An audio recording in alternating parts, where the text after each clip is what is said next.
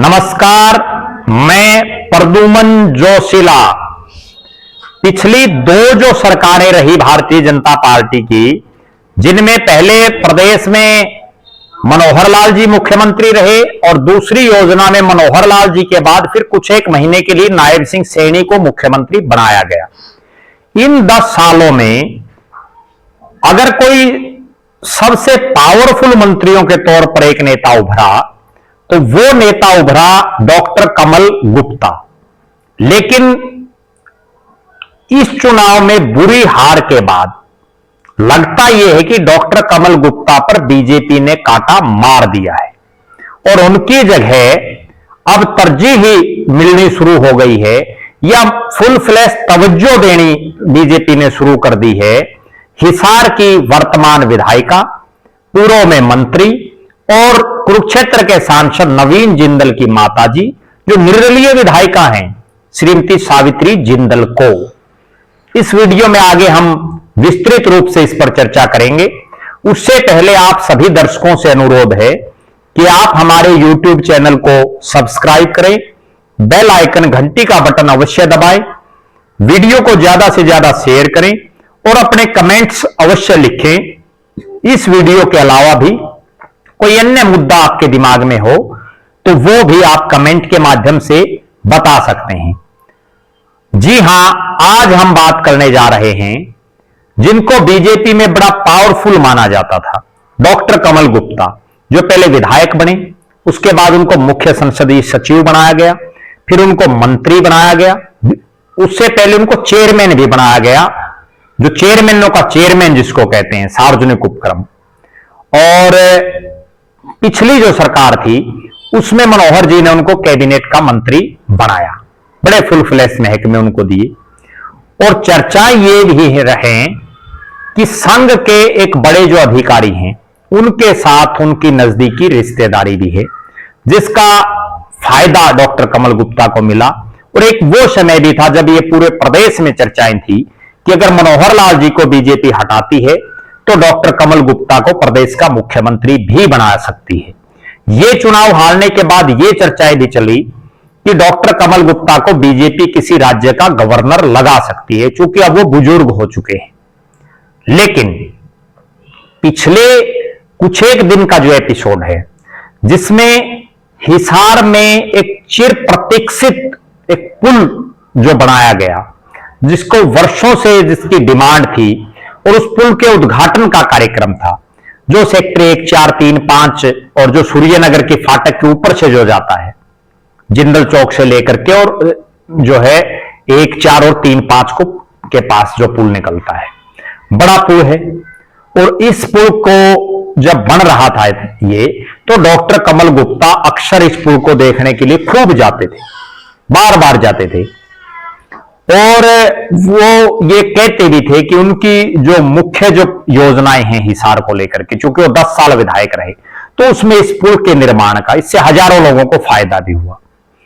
लेकिन जब इस पुल का उद्घाटन करने का समय आया, जब इस पुल को जनता को समर्पित करने का समय आया, जब इस पुल को जनता के लिए खोलने का समय आया, तो वहां डॉक्टर कमल गुप्ता को याद ही नहीं किया गया। वहां डॉक्टर कमल गुप्ता कहीं दिखे ही नहीं। भले ही ये कहा जा रहा है कि डॉक्टर कमल गुप्ता विदेश में होने की वजह से नहीं आए, लेकिन यहां तो उद्घाटन ही करना था। वो उद्घाटन या तो वो विदेश से, पुल तो पहले से तैयार था, विदेश से जाने से पहले भी मुख्यमंत्री जी चूंकि हिसार के आसपास कई बार आए हैं, कर देते, या विदेश से आने के बाद भी मुख्यमंत्री जी कर सकते थे। लेकिन नहीं, वहां सावित्री जिंदल जी की उपस्थिति में, जो निर्दलीय विधायक हैं, जिन्होंने डॉक्टर कमल गुप्ता को हराया है। हालांकि वो 2014 में कमल गुप्ता से चुनाव हार गई थी, 2019 का चुनाव सावित्री जिंदल ने नहीं लड़ा, लेकिन इस बार यहां कमल गुप्ता को मात दे दी सावित्री जिंदल ने।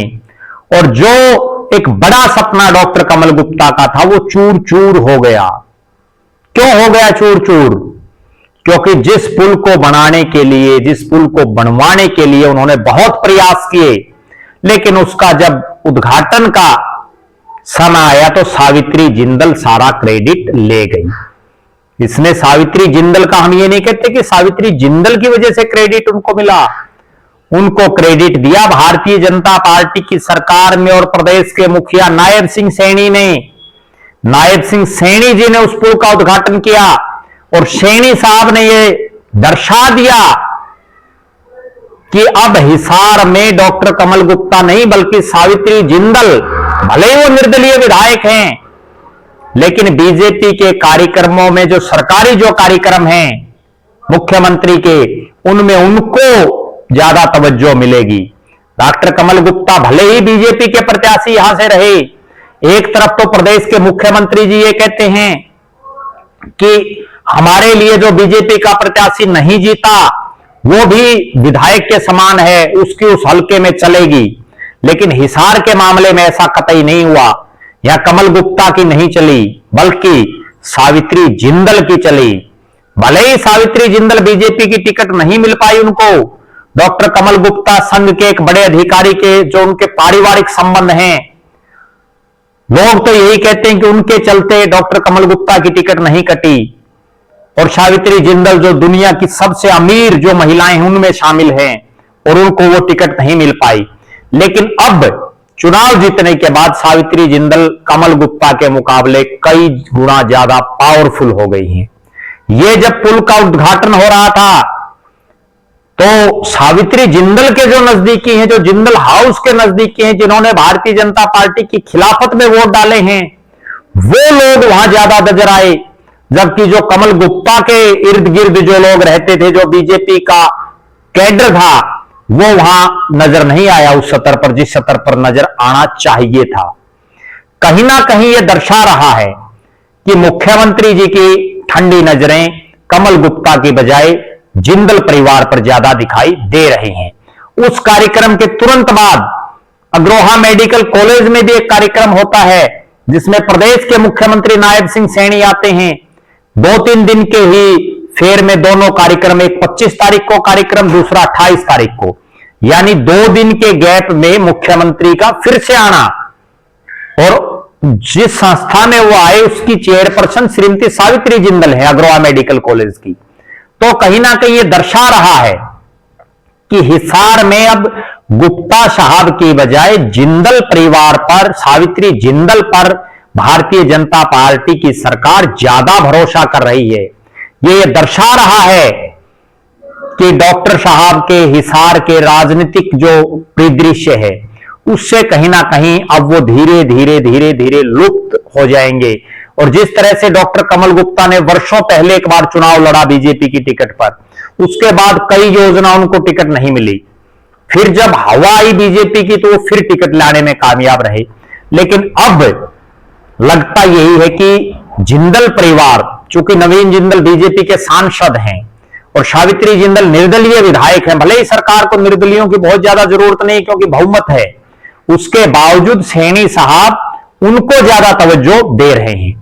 अब क्या भविष्य होगा डॉक्टर कमल गुप्ता का, इस पर भी हमारी नजरें बनी रहेंगी। आप भी बता सकते हैं कि इस उम्र में उनको अब राजनीति से रिटायरमेंट ले लेनी चाहिए या अभी भी अगले चुनाव के लिए उनको मैदान में डटे रहना चाहिए।